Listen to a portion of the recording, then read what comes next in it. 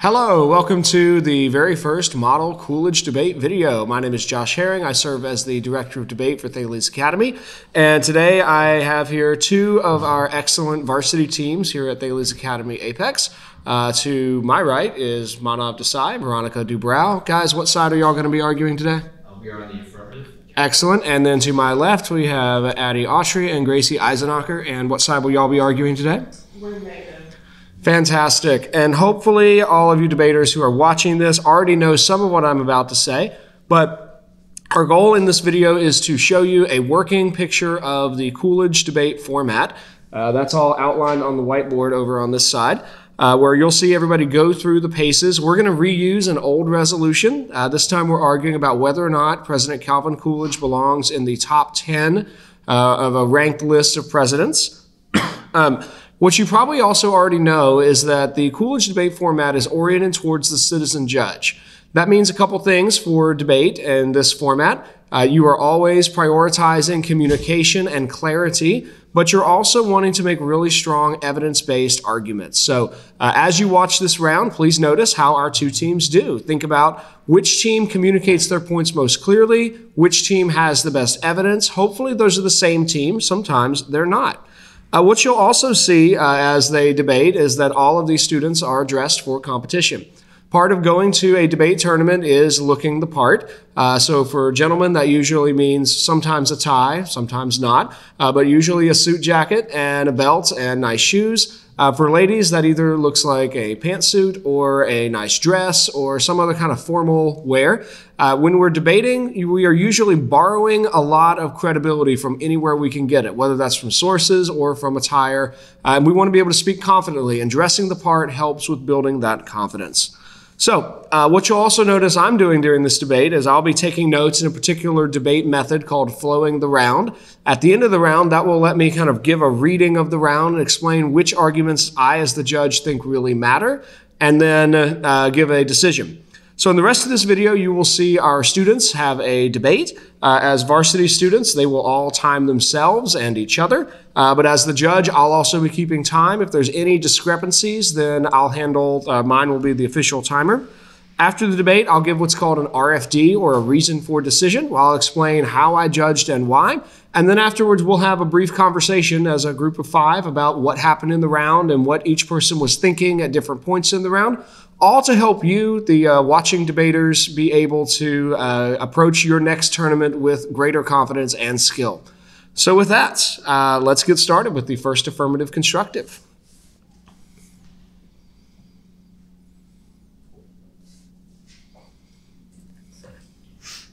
Judge, are you ready? I'm ready. Opponents, are you ready?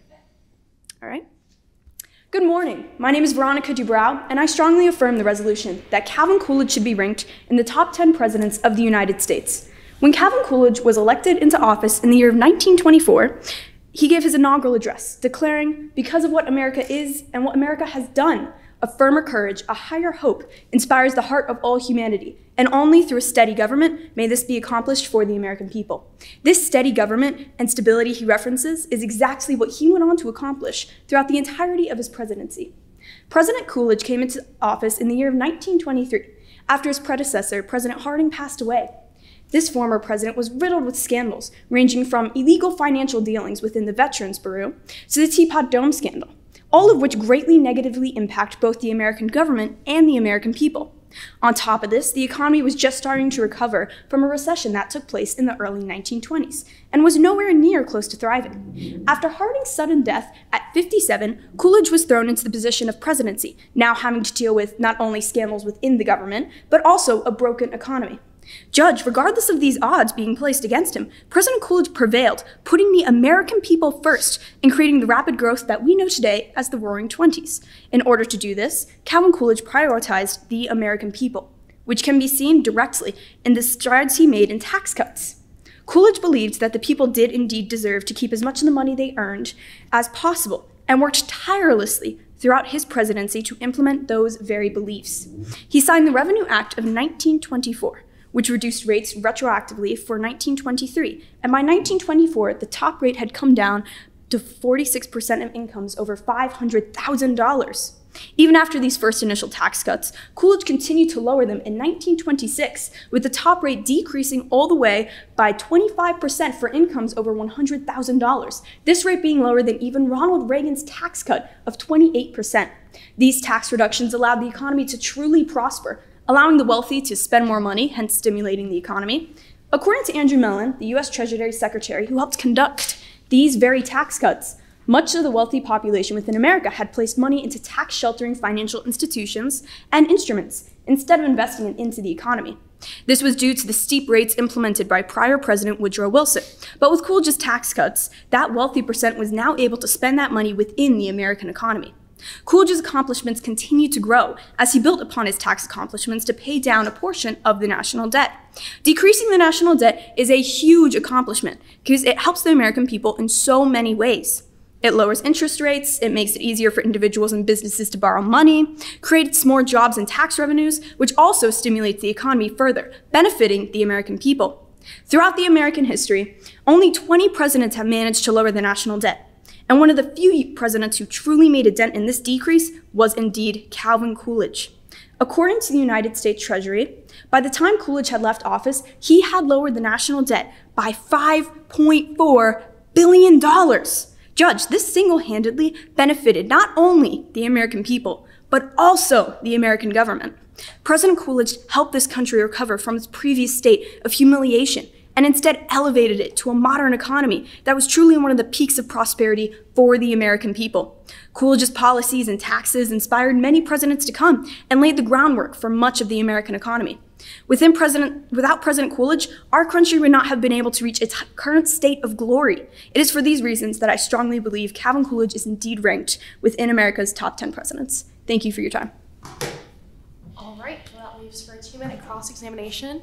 I have a 2-minute timer. Judge, are you ready? Opponent? Are you ready? Yes. Fantastic. So my first question for you is, well, you mentioned that Calvin Coolidge brought America out of recession and cut taxes. Is that correct? Yes, that is correct. Okay, so where did he cut the budget to bring America to these tax cuts? Where did he start reallocating resources to decrease the national debt? So basically, he looked at the current government's budget at the time, something that current presidents, as I mentioned in my speech, could look at doing nowadays, and he laid the groundwork for further presidents to do this as well. But he noticed that a lot of the money within the government was kind of going to waste and realized that if they started I'm sorry, I'm going to have to cut you off. Where did he notice specifically that a budget was going to waste? As I said, Andrew, where is it? I'm sorry, let me find my quote for you.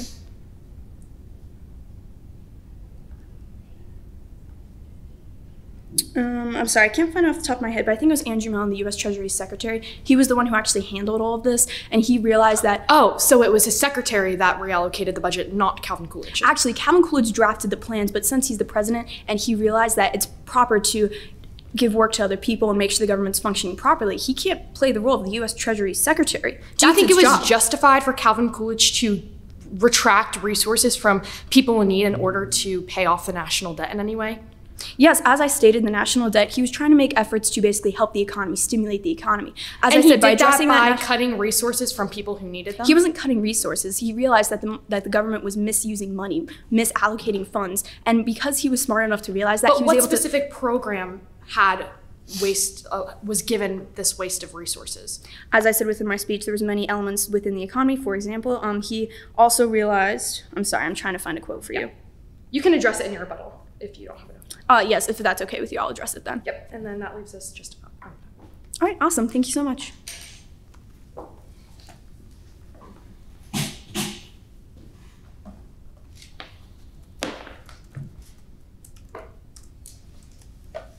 Okay, first negative speaker. Okay. Partner ready? Yep. Judge ready?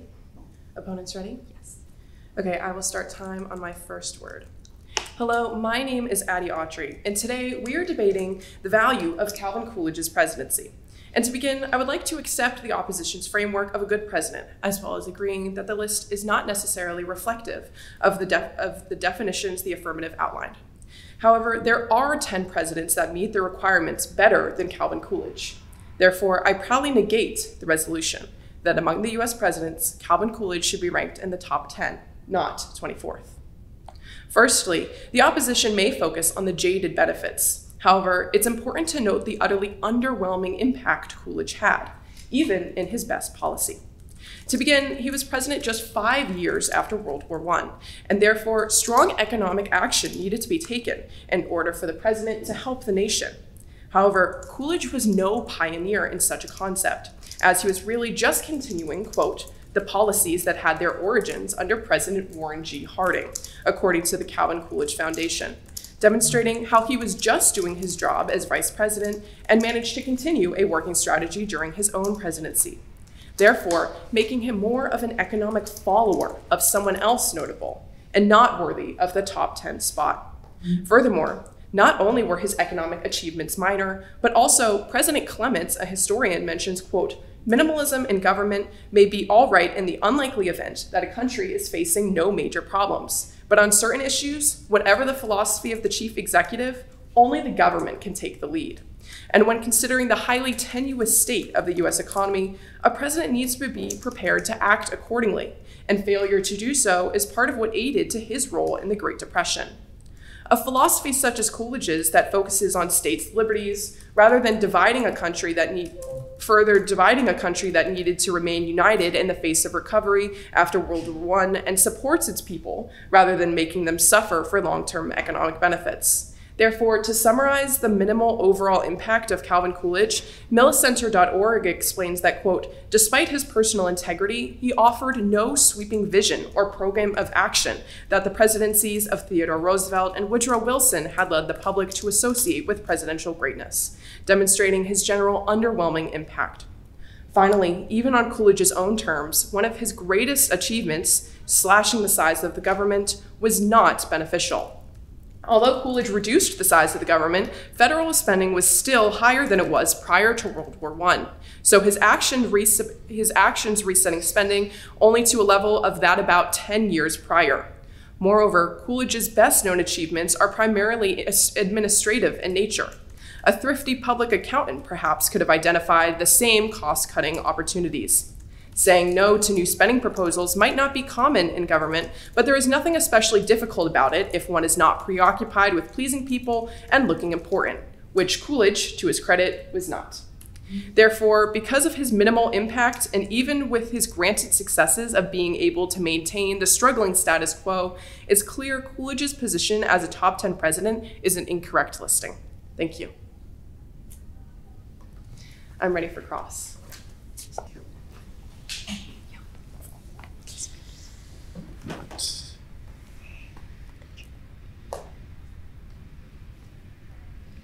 Sorry, let me just set my timer really quick. You're good. 2 minutes. All right, 2 minutes cross. Opponent ready? Yep. Judge ready? Let's go. All right, we'll begin now. All right, so you talk about how Coolidge had an underwhelming impact. You say that he faced no major problems during his presidency. Wouldn't you say that that's a good thing if a president doesn't have to face, national security level problems? Well, he personally didn't necessarily have to deal with any major issues, but he didn't face any major issues during his presidency. But that being said, the economy was, as you admitted in your own speech, in a highly struggling situation, tenuous situation, so he needed to do something about the struggling economy. Okay, so he did face a major problem, which was a struggling economy. No, I'm saying he had to deal with the effects of a problem. Okay, cool, thank you. Additionally, you talk about his role in the Great Depression. Do you know what the causes of the Great Depression were? So there's numerous causes. I'm not going to say Coolidge was the singular cause. At the end of the day, there is no singular cause to an event such as problematic and large as the Great Depression, but I do believe his policies did play a major role in the Great Depression. You say that he was primarily administrative. Regardless of the type of president he was, doesn't the impacts of the high economic boom during his presidency indicate that whatever he did must have been working? Hypothetically, if there were high economic booms, I would agree. But that being said, as I stated in my speech, his impact overall was fairly underwhelming. And any economic benefits... So the Roaring '20s were fairly underwhelming? So I'm not going to say the Roaring '20s were fairly underwhelming. What I will say, though, is at the end of the day, we had just been out of World War I. So at the end of the day, the economy was bound to boom. That's just the state of any given economy following in a post-war world. And his policies had nothing to do with that? I believe his policies are part of what aided to the Great Depression, as I stated previously. But his policies had nothing to do with the Roaring '20s? Weren't necessarily what mainly contributed to the Roaring '20s. That was primarily just the end of World War I. Okay. Thank you. That's about time.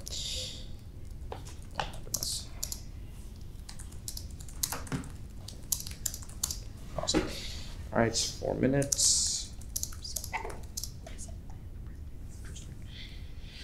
All right, judge ready? Opponents ready? Yep. Alrighty, then I will start my 4 minutes now. Quote, no person was ever honored for what he received. Honor has been the reward for what he gave. Because of these words uttered by Calvin Coolidge himself and what Silent Cal gave to his country, I affirm resolved among U.S. presidents, Calvin Coolidge should be ranked in the top 10, not 24. My first and only contention is that Calvin Coolidge is the champion of prosperity. For context, the 30th president of the U.S. was in office from 1923 to 1929. Coincidentally, this point in time was referred to as the Roaring Twenties, a period in which, quote, the nation's total wealth more than doubled and gross national product expanded by 40%.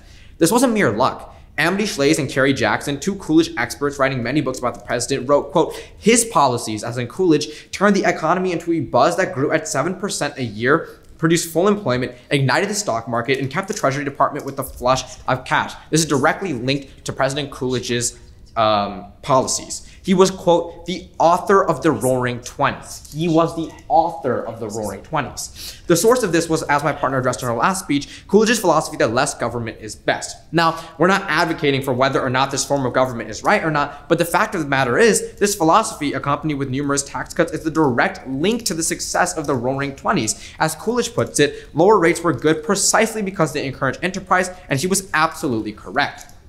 Coolidge was so successful during his tenure as president that by 1928, when he declared he would not be running for office again, he was, as historian Luis Mendez put it, leaving a country that in 8 years had seen unemployment drop, the debt collapse from 25 billion to 17 billion, the deficit become a sizable surplus, and the stock market reaching a then high point. The vast impact of the Roaring Twenties on both the population at the time and our modern day is astronomical. Besides the fact that wages increased by 25%, benefiting millions of middle and lower class Americans, as well as the national debt decreasing billions of dollars, the societal changes the Roaring Twenties ushered are still felt today. The go-to for this is the 19th Amendment, allowing women to vote, as well as the arrival of flappers, allowing women to break societal norms and make a lasting impact on their community, which Coolidge himself acknowledged, saying, what men owe to the love and help of women can never be told. Going one step forward, let's look outside to the parking lot. What do we see? Rows and rows of cars. The whole reason why we're able to get here to debate. The concept of any American being able to afford a car besides the upper echelon of Americans was all credit to Henry Ford and the innovation of the Roaring Twenties. As aptly stated by Martha Lewis of History.com, there was a rapid expansion of the assembly line popularized by Henry Ford. He created affordable automobiles. In 1920, approximately 1.9 million cars were produced in America, and Americans owned a total of 8.1 million automobiles. By 1929, the end of Coolidge's presidency, production had increased to 4.5 million cars per year, and Americans owned more than 23 million cars. Things as basic as standard household appliances, from radios to washing machines, refrigerators, freezers, vacuum cleaners. American households filled their homes with machines that made life easier and resulted in more leisure time, all of which impacted our daily lives today, all because of the work Coolidge did to usher in this time. In conclusion, when we discuss the great leaders of our time, it's a shame and honestly disrespectful that Calvin Coolidge is not in that list. Due to him putting American prosperity first, shown by presiding over one of the greatest periods in American history directly linked to his policies, benefiting everyone from the low to the upper class Americans, it's clear that Coolidge deserves to be in that top 10 list. Now, with the limited time I have left, I would like to address a key point of our opponent saying that Coolidge was somehow responsible for the Great Depression. When we look at the causes of the Great Depression, we see, as our opponent said, there are numerous causes. The stock market crash of 29, the collapse of world trade due to the Smoot-Hawley tariff, not even during Coolidge's presidency, and a drastic increase in interest rates to counteract stock prices, reducing production and causing the depression linked to the Federal Reserve. This is not under the president's jurisdiction. We can get into that more during rebuttal, but I just want to let it be known that this claim that the president is somehow responsible for the Great Depression is a faulty notion. Thank you.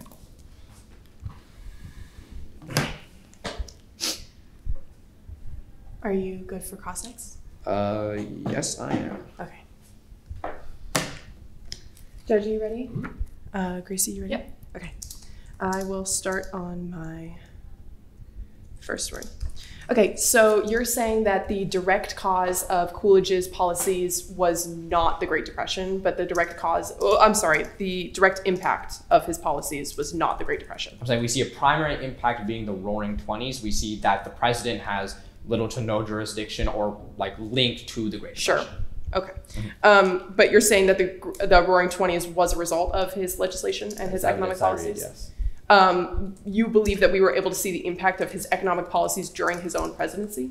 That they were that quick of a turnaround? That is indicative by the Roaring Twenties, yes. And as you said, this could have been a continuation of some of Harding's policies, but the fact that he had the foresight and the economically, fluidity, I'm not sure if that's a word, but the fact that he had the intuition to be able to continue these policies as he knew they would be beneficial for the economy, as well as implementing his own policies, both of which show his economic acumen, which is indicative by the time of prosperity that he lived in. Sure, so I'm just looking at history for this. Sure, but if you admit that it was just him following others' policies, why does that make him I said it was a original? combination of both. I mean, even if you want to accept of what you say is true, then that just turns as to him being economically shrewd and him having intuition.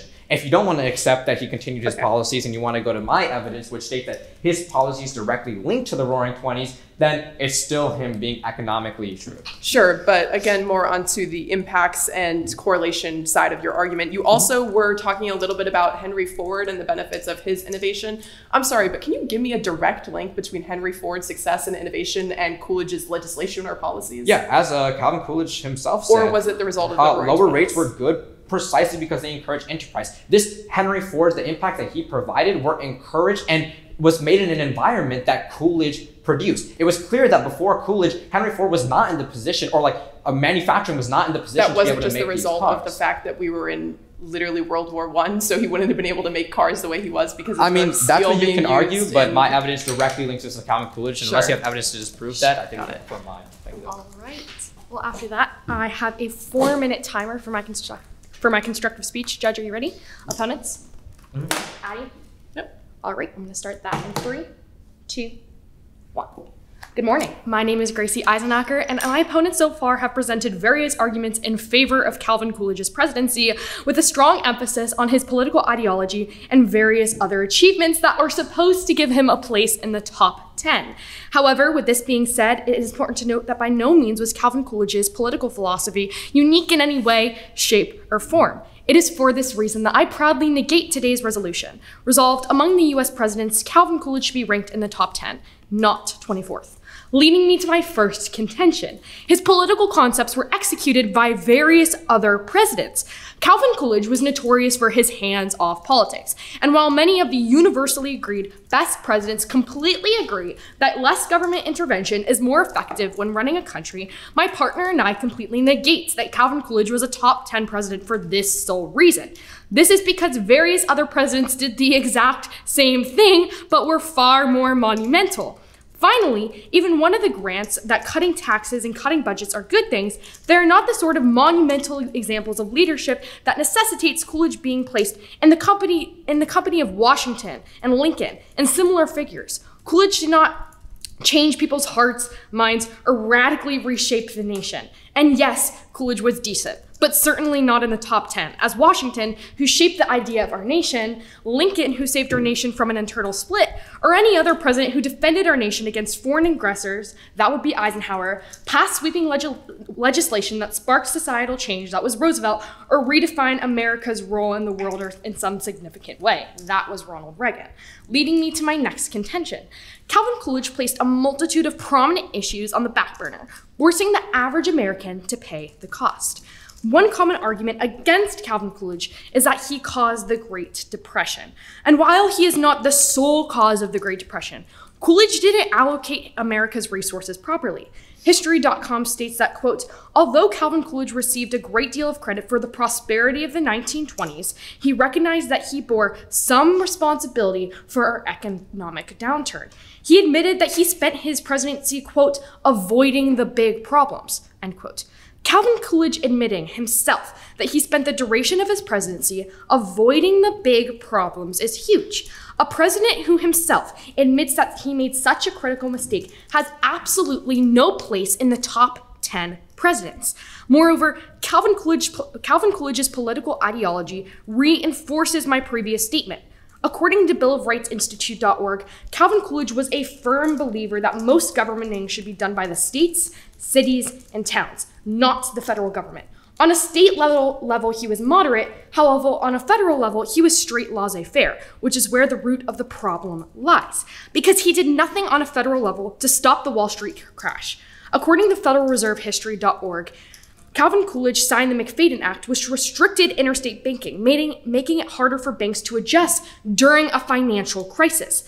The truth is that Coolidge did not believe his ideas needed to be modified to keep up with the changing circumstance, which again is not something that we should reward by placing Calvin Coolidge within the top 10 presidents. Thank you, and it is for this reason that we negate, and I stand ready for cross-examination.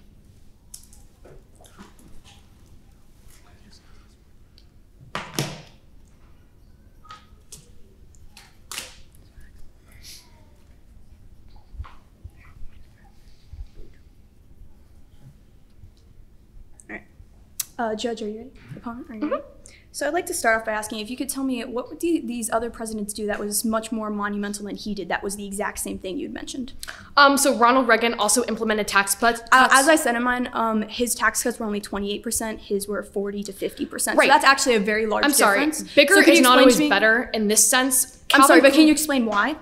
Yes. Yes. So as I said before, Calvin Coolidge just didn't allocate resources properly. Actually, so I'm sorry, the minute you start lowering taxes, not as much money is going to the government. The government does need some money to spend on these programs. So yes, he lowered the taxes, but at the expense of the American people. I'm going to have to interrupt you there. So you're saying he should value the government over the average American person in this situation? No, he should value the disregard American people, correct?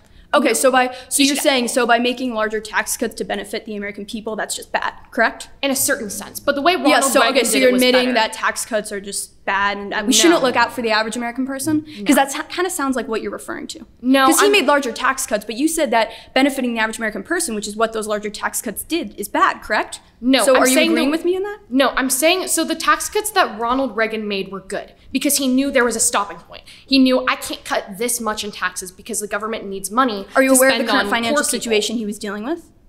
I'm sorry? Are you aware of the current financial situation he was dealing with? Can you tell me a bit about that actually? Yeah. Can you tell me a bit about that? Yeah. Yeah, so he implemented tax cuts and reduced the national debt. Yes, but why? Can you tell me about that a bit just so you can tell me why it was better? Because he knew there was a stopping point. Okay, but what made it more monumental than Calvin Coolidge? Can you explain that to me, please? Because it didn't come at the expense of farmers. I'm sorry, and but it didn't cause a Great Depression afterwards. I'm sorry, but how are you making connections between benefiting the average American person to the Great Depression? Can you break that down? And also, where did you bring up farmers in your contentions? Can you just bring that up for me again? That's an example. You asked for an example. You wanted. Yeah, I was wondering if I could have statistics. And I'm sorry, that's time. Thank you so much, though. By the way, that's history. Just so you know.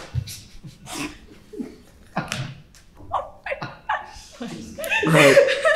This is one of the slightly more confusing sections of the format, so I'm going to break in to briefly explain to our watching audience that this is called the negative block, where in order to rhetorically end the round with affirmative, we are going to actually have we have the last constructive speech is given by the negation, and then the negative gives the first negative rebuttal, and that's going to start us going neg, af, so that we have two rebuttals each. It's rhetorically it's much easier to negate than it is to affirm.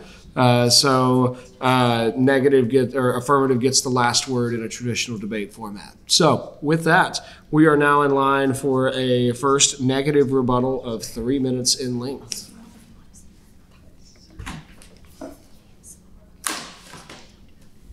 Also, I'll just point out, both teams have 5 minutes of prep time and nobody has touched it. Holler at me if you want prep. Otherwise, we can just keep going. Okay, so who's going to... Are y'all taking prep then? All right, we're going to take running prep, so I'm going to just have a timer now.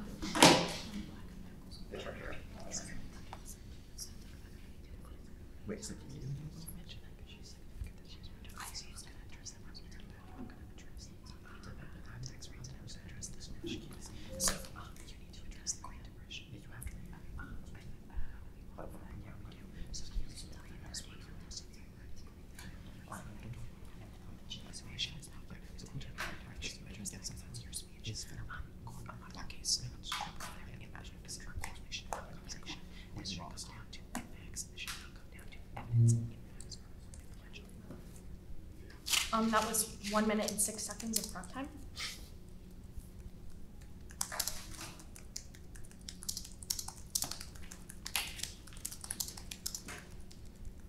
Addie. Are you ready? I don't go first. They go first. No, you go first. I do? Yes. Literally since when? Do you need to take more prep?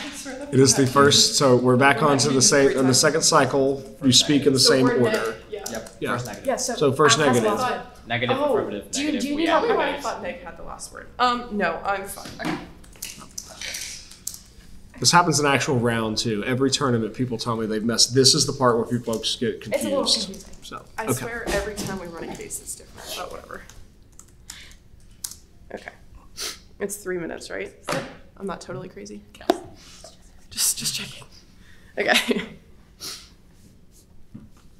All right. Opponents ready? Judge ready? Gracie, you ready? Yep.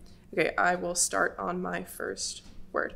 So one of the sole and most influential impacts that we see from our opponent's case is essentially claiming majority of the benefits of the Roaring Twenties, saying that the benefits and the effects of the Roaring Twenties that were so influential in the American economy are primarily a result of Calvin Coolidge's legislation. However, at the end of the day, any impact, if we're talking about impacts, and even if we were to say, pretend that they were beneficial, they were short-term. According to millicenter.org, quote, at the time, many observers credited the tax credits for what was widely called the Coolidge prosperity, which was characterized as robust growth, rising wages, declining unemployment and inflation, and a bull market. However, in fact, such proposition conditions may have been more to do with the effects of wartime spending and economic mobilization several years before, illustrating that any benefits that my opponents are claiming or that he was credited for were likely just the effects of a recovering economy, not necessarily due to the actual presidency or any of his policies. We also wouldn't have necessarily seen many of the impacts of his economic policies that he instituted during his presidency within his presidency. We likely would have seen them more long term. However, as I just said, the quote that we're looking at, if we want to say that his policies were beneficial, they would have to actually prove how the Roaring Twenties were a direct result of his personal legislation rather than just the recovering economy. Furthermore, they also talk about the benefits of the tax rates, which they say left more money in the hands of the average American. However, millicenter.org also makes it crystal clear when they state that, quote, he championed the Revenue Acts of 1924 and 1926, which sharply reduced income taxes, especially surtaxes on the wealthy, which taxes for majority of Americans were already low at the time, which is something they're failing to address. And at the time, many observers credited these tax cuts, as we just said, for the Coolidge prosperity. However, these tax cuts, like I was just talking about, weren't actually necessarily something that he was necessarily doing. His Revenue Act, did lower taxes, but as we just stated, taxes were already low for the majority of Americans, which is just another evidence of his overall underwhelming impact, which is what majority of our case is resting on. And we cannot say that an underwhelming president who had zero beneficial impacts could be possibly listed as top 10. Finally, the last point of theirs that I will address is that he reduced national spending dramatically. And he did reduce the national debt. The national debt was reduced at the expense of dramatically cutting spending. Though reduction of the national debt is good in theory and minimal government spending is also seen as beneficial by many economists, Frederick Thayer, a professor at Georgetown University, found that, quote, records show that sustained periods of balancing the US budget and reducing the national debt were immediately preceded by major economic depressions. They were asking for that link earlier between Coolidge's policies and the Great Depression, and I think I just made it very clear in my case and why we need a neg ballot. Thank you. Okay, we would also like to take running prep. I'm gonna start that now. Okay.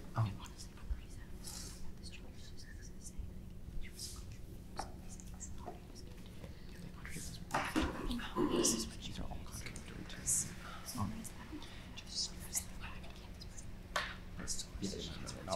too.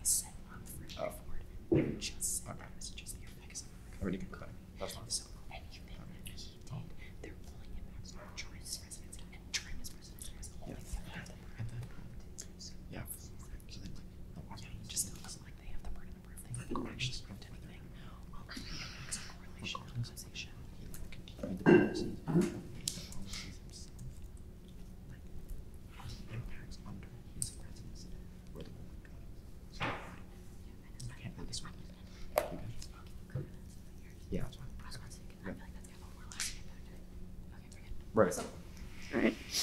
Did you say break? Did you say break? That's we're good. Oh, I was like, wow, Your that was guys' really formal. Okay, 1 second. Let me just. Awesome. All right. Judge, are you ready? Opponents, are you ready? All right. So I would like to start off by mentioning that Coolidge, according to my opponents, did not face any major issues, which they also admitted the only issue he did face was the struggling economy. And he made many large contributions to actually make amends to this, such as making tax cuts to stimulate the economy. Our opponents were selective in what they admitted to be effects of Coolidge's policies, yet provided no sources to support these biased claims. They claimed that he had no impact on the Roaring Twenties and that he only caused the Great Depression. This was a biased and selective claim that they furthered by claiming that President Harding implemented policies that he simply went on to further.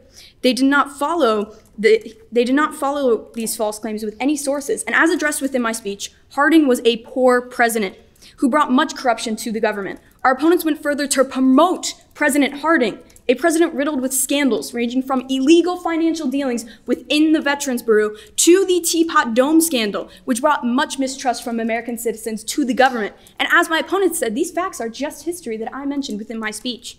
He further went forth to cause a lot of mismanagement within the government that Coolidge actually went and addressed within his presidency. And by addressing these mismanagements, he was able to make tax cuts, and he was able to bring trust back to the American government. These tax cuts stimulated the economy and allowed for people to begin spending more money in general, benefiting the American people as a whole.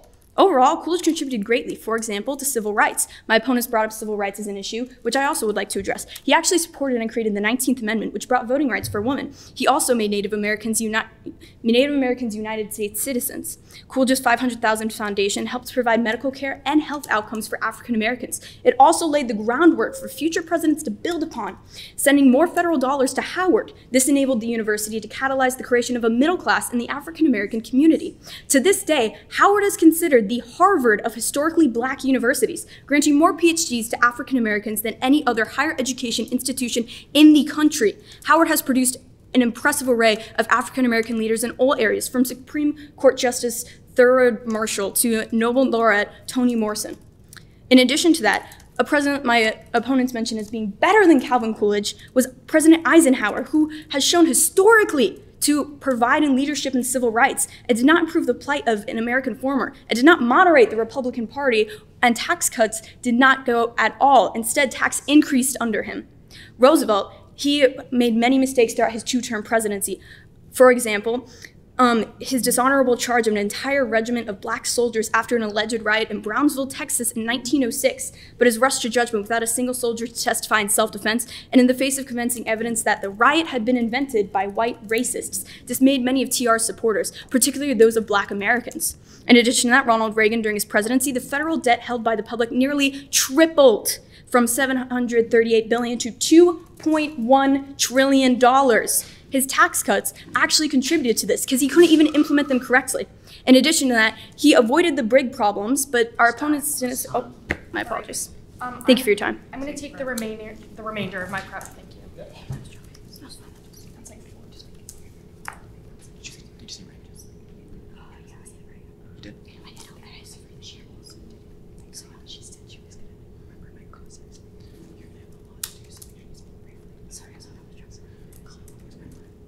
You definitely did.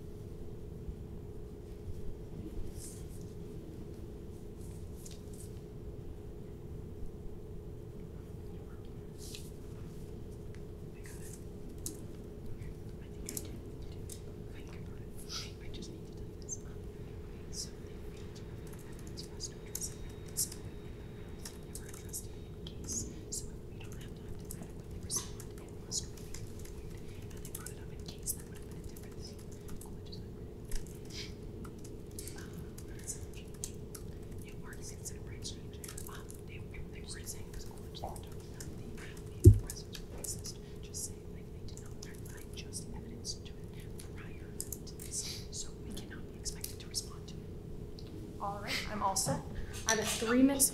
Yep. I have a 3-minute rebuttal. Judge, are you ready? Opponents? Fantastic. I'm going to start my timer in 3, 2, 1. A lot of my opponent's case is very clear. They're assuming that causation equals correlation, and I completely affirm that that is false. First of all, they bring up the Roaring Twenties and how Coolidge's policies are implemented and this caused the Roaring Twenties. My opponent said she would give me a policy in her rebuttal. What did I get? Nothing. Similar to what Calvin Coolidge did in office. Nothing. Hold on, we're still timing. Go, go, go. So the Great Depression, less government is best. He didn't adjust to the changing circumstance. I mentioned this in my case. He restricted interstate banking. I'm giving you specific policies, and my opponents are not responding to them. He is restricting interstate bankings, and he needs to adjust to the specific circumstance. That is something that I would expect a top 10 president to do, and that is not what Calvin Coolidge did. It's laughable that we are saying that this do-nothing president should be placed next to Washington, Lincoln, all these other notorious presidents. Before this debate, I didn't know who Calvin Coolidge was. And then when I looked up, his nickname is Silent Cal. I mean, I didn't really see much. Okay, so the tax cuts, I do admit, have some merit to them, but like this came at the expense of farmers. What's my source for that? My opponent wanted a source, history, and also the Calvin Coolidge Brief, which is the governing document of this debate. So they also forced impacts of issues on the Roaring Twenties. Again, that came after World War I. The economy was bound to go up after World War I. That's just how economics works. Also, new arguments. They brought up the civil change of Calvin Coolidge. They didn't give me more specific examples. I would like to have that to adequately address their point. And also they brought up innovation and all of that. We should not be crediting Calvin Coolidge for the innovation that the people of America have caused. I think it's kind of disrespectful to the American people to credit Calvin Coolidge for the innovation that Americans themselves have caused. So once again, affirm the resolution. I would like to emphasize my point of Calvin Coolidge's unflexibility of his policymaking during the Great Depression. Again, he's not strictly the sole cause of the Great Depression, but again, restricting interstate banking, not changing with the circumstance. And for all of those reasons, you should affirm, don't affirm, negate today's resolution. Thank you.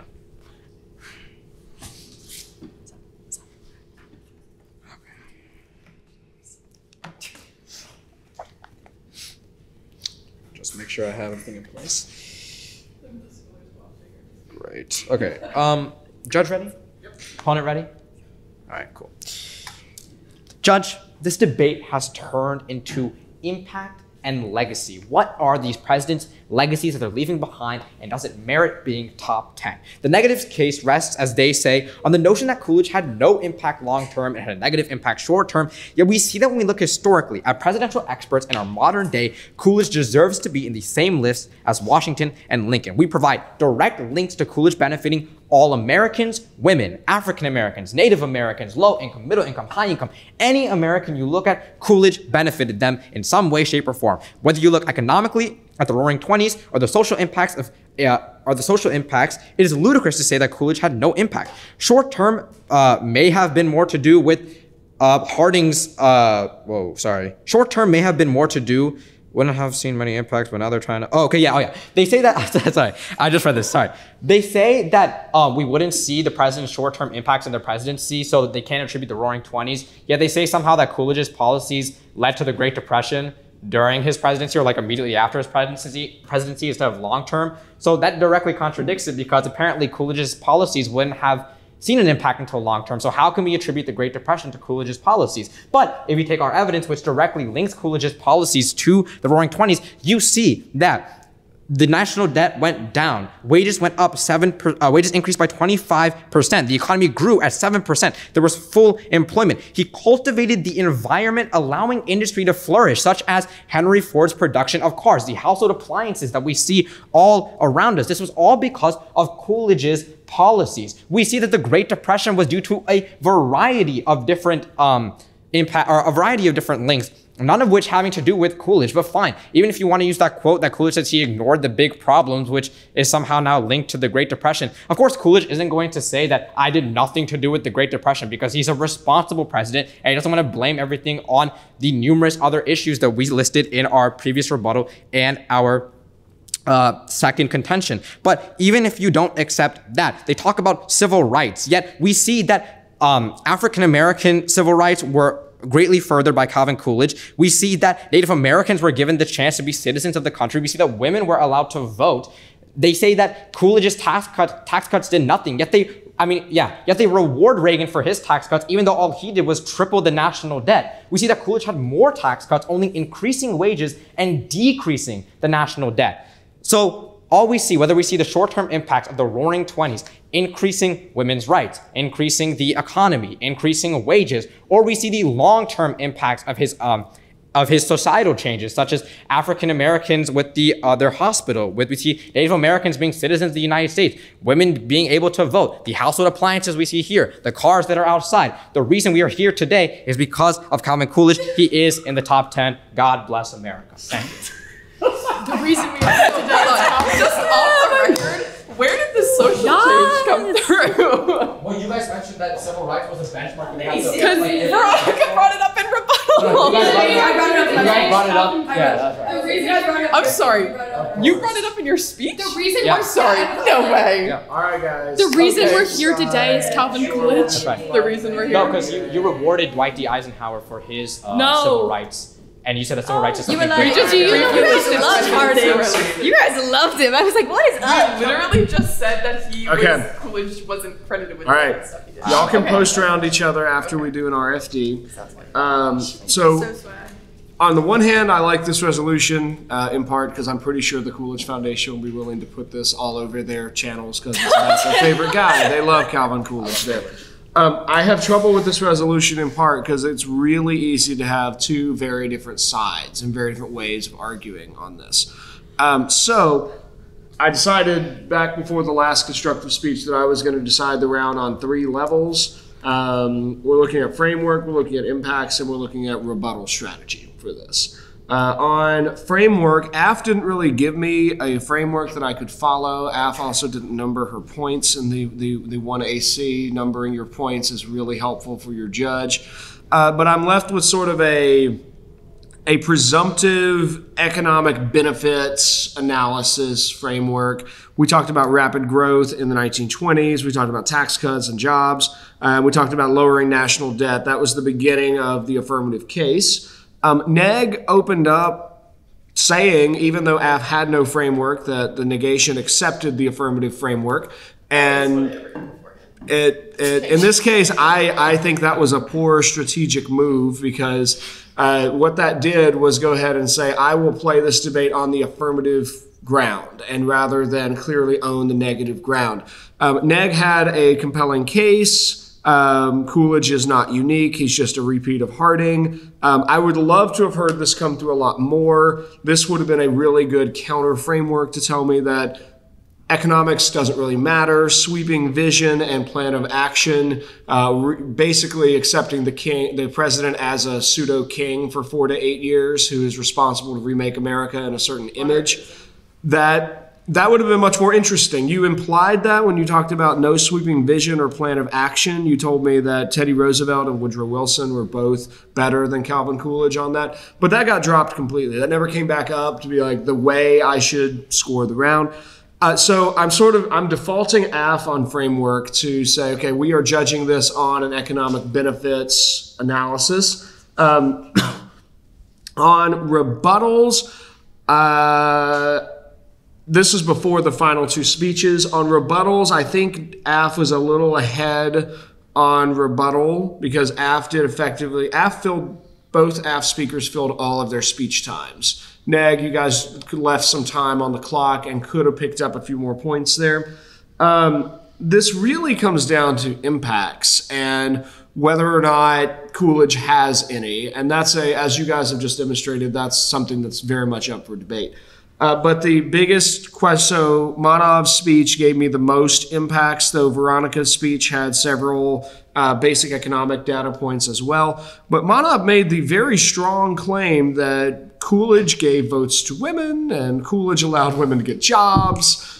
Coolidge apparently founded Howard University, which I don't think is... The first med school there. The first med school there, yeah. For Okay. African Okay. So you could clarify that Yeah. but So, okay. and also Native Americans, I don't have that coming up. Native American citizenship, I didn't get that down in your 1AC. I think that also farmers didn't come up until way too late. Yeah. So those kind of cancel each other out. That's irrelevant. But both of those were like interesting points that came up too late in the debate to really matter. I thought the cars point, what I would like to have seen on cars was explaining that creating a national atmosphere that is friendly towards business innovation, that was the missing link in your case. I did that with like in my contention in my cross-ex, but I didn't flow it through rebuttal. Yeah, it just, that would have been connecting that. I missed that along the way. I thought your household appliances bit was genius because that's something that I think every judge is going to resonate with. For better or for worse, we all have microwaves. Like, so We're here because of Coolidge, right? Addie, you had an interesting point about that Gracie picked up on restricting interstate banking, and then also the not spending enough money and the Fed triggering a stock market crash. I didn't get enough work on that to understand that fully. Y'all also have the misfortune of, Gracie, your point about banks or restricting interstate banking. That didn't do much for me because this week we are dealing with a lack of banking regulation and the collapse of two major tech banks. Oh, out of like Silicon Valley. Yeah, that's been a huge. So like, I was gonna bring that up at one point, but then it's like I already said something, so I can't bring it up. This is what I was talking about in history. This is the first time I've opened my case. there's a time and a place for banking regulation, and perhaps there's a time. But Coolidge, Adjusted the time. Coolidge could still be very laissez-faire, but say we don't want to do this He was particular ahead banking of his thing. time, guys. He knew All what of that was being gonna said, impact. I buy the affirmative impact chain. It's a little weak. It's not great, but it was enough to tell me Coolidge does have impacts, and I can point to that. So I'm voting AF in the round, mostly on impacts and a little bit on framework because NEG accepted whatever affirmative implies as a weighing framework. Okay, with that, I have a series of questions for you guys that I thought of during the round. We've got about 10 minutes for this part before we need to wrap our video up, and because, of course, we've all got class next bell. These be directed individually to each of us, or this is open for... Yep. Some of these might, if you have a comment, you want to jump in on somebody else's question, feel free. I'll sort of Socratically manage this as we go. Manav, I wanted to start with yours because during Veronica's 1AC, I noticed you had a split screen going, and it looked like you had a case doc and a brief going, and you were like, you're actively working during your partner's constructive. Talk us through kind of what your approach is. When you're not giving the speech, do you just get to sit there, or are you actively doing stuff still when you're not giving a speech? Yeah, absolutely. Arguably, it's more important when you're not giving a speech, the work that you're doing, as opposed to the actual speech that you're giving. As what I had was on my speech, I had my actual speech, and Veronica's speech was on the same place, so I could monitor both at the same time. And then I had a block doc, which is just a document where I anticipate potential points that I might face in the opposition, and I have responses to them. So all I was doing there was I was just filling up my block doc and I was managing it. So as Veronica was speaking, I was anticipating potential cross questions that she could receive, responses to those, and I was anticipating potential points that would be brought up in their round, and just having it in my document cohesively, it just reduces a lot of work for me. It makes things more efficient. And yeah, so I would say, like, yeah, you have to be working at all times, regardless of whether you're giving a speech or not. I think it's great. The idea of the block doc is something that I'd love to see more of our teams do, where you're actively using, especially for Coolidge, since they give you 3 to 5 arguments on both sides. Those are great to already start planning ahead of time about how you can respond. Gracie, I want to go to you next about for a cross question. When do you cut someone off in cross? When they start blabbing off about different things in their speech that you don't really care about and it's not really relevant to the question you ask, that's a great time to cut them off and be like, thank you, that's like not sufficient for my answer. Don't be afraid, like don't be intimidated. Like just kind of like think about what they're saying. Don't get intimidated by like how they're saying it. But yeah, I do it all the time, clearly. So. All right. Veronica, I thought you did a really good job avoiding a trap that your examiner was trying to lay in cross. So I wanted to ask you about that. When you are being cross-examined, do you sometimes feel like they're trying to get you to say specific things? And how do you recognize those and avoid them? Yeah, so as soon as someone starts to ask you a question that might seem it's a little too brief or might seem like it's leading up to something, you always try to answer it with the thing that they're kind of not wanting you to answer with, or just kind of restate it back to them so that way you're not kind of falling into it. I kind of did that to Gracie in our cross-ex. I feel a little bad about that, sorry. But it's really good about trying to avoid that and just trying to like restate it or be like, can you clarify that? Really just trying to run down the clock the entire cross-ex. I think it's deny, deny, deny. Yeah. Deny. That's what I thought it was. Yeah. In debate only. Even if it's like the most obvious thing, you have to agree to it. If you know that it's probably going to lead into some sort of trap, try to circumvent it or just like talk in circle, just like really run down that clock. Yeah, I think it was this round that we did neg that I ended up saying some really out of pocket thing, but we still won the round because I knew that it was leading up to me not looking great in the eyes of the judge. But this was a neg case we did for a different debate for this round. And Addie, I want to ask you about, even though I disagreed with you in this case, it can work very effectively. When you did this case at the tournament, you already kind of had clearly decided the negative strategy was to accept the affirmative framework. So walk us through kind of your thought process. When is that a good move? Does it work for you? Why is it helpful to just go ahead and accept the framework and then get on to the case debate? So I find it's typically most useful when you know for a fact that one side is more biased than the other. I mean, at the end of the day, they try to make these resolutions as even as possible, but a lot of times there's one side that's just more difficult to prove. So sometimes the best way to deal with that more difficult side is to just kind of beat the opponents at their own game and kind of accept their framework and just show the judge, like, we are trying to argue the same thing at the end of the day, just I'm doing it much more better. Oh, much more better. Yeah. But I'm executing it much better. And so There was a C-SPAN list. There was a C-SPAN list of like the top 10 presidents or something, and I just assumed that majority of AF cases would just accept those top. Bad idea. Some of them, they would like probably replace Coolidge with one of them, because I assumed people wouldn't necessarily do research on every single one of the presidents listed in the entire. I was talking about the entire 40 list. So, but don't do that in the future because it didn't work out well for us in the tournament. It's a strategy choice. It's not necessarily right or wrong. It always depends on kind of what that resolution is going to look like and what sort of arguments are in play. And if they had made a completely different case, that could have been the perfect route to go. Manav, I'm going to go back to you as a start, and I'd love to hear any other answers. No repeats, please, but any other answers on this.